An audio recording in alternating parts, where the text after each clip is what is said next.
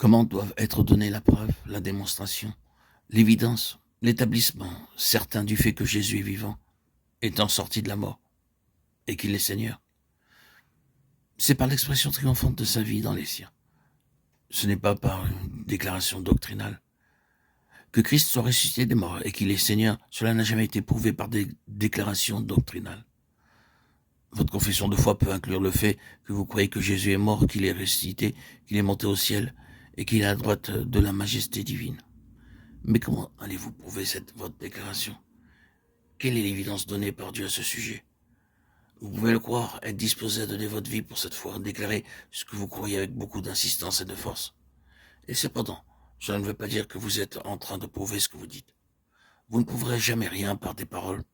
Je crois de toute ma force que cela est ainsi. Vous ne prouverez jamais une chose par le fait de vous lever et de déclarer que vous la croyez, ni en disant « je crois » tout ce qui constitue la base de la foi chrétienne, ni en portant un nom qui montre que vous croyez en l'inspiration de la Bible. Jamais rien n'a été prouvé de cette manière. Résumant l'ensemble de la doctrine en ces deux points, que Jésus-Christ est ressuscité des morts et qu'il est le Seigneur de tout, vous devez encore prouver cette déclaration après l'avoir faite. Si vous avez fait appel au fait que la parole de Dieu dit cela, ce n'est pas pour autant que vous avez prouvé quelque chose. Vos preuves ne le seront jamais par le fait d'arguments, car ce qu'un argument peut apporter dans un sens, tel autre peut l'enlever.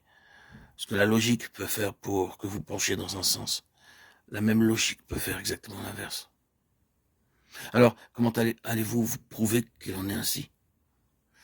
Par l'expression et la manifestation de sa vie de résurrection, c'est tout. Mais c'est un puissant tout. Cela signifie que vous êtes une incarnation de la chose que vous déclarez, qu'à côté de la déclaration doctrinale, il y a l'expression vivante. Ainsi, la résurrection et la seigneurie de Jésus sont étroitement liées à cette expression qui est appelée le témoignage. Le témoignage n'est pas un ensemble de vérités.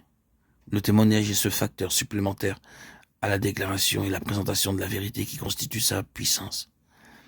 Et cette puissance est celle de la vie qui vainc la mort. Ainsi, comment prouverez-vous que Jésus a vaincu la mort?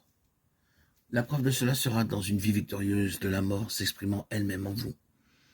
S'il en est ainsi, cela signifie que toute la question est celle d'une puissance de vie par laquelle Christ est attesté. Nous ne mettrons pas la vie à la place de Christ, mais nous disons que le témoignage de Christ est donné par la vie.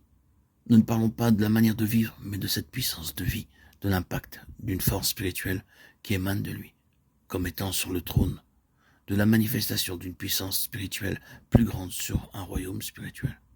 C'est cela le témoignage du Seigneur Jésus. Contre cela, l'arme suprême de l'ennemi sera la mort. La mort est aussi une puissance spirituelle. Ainsi, cela devient un combat entre deux puissances spirituelles, la puissance de la vie et la puissance de la mort.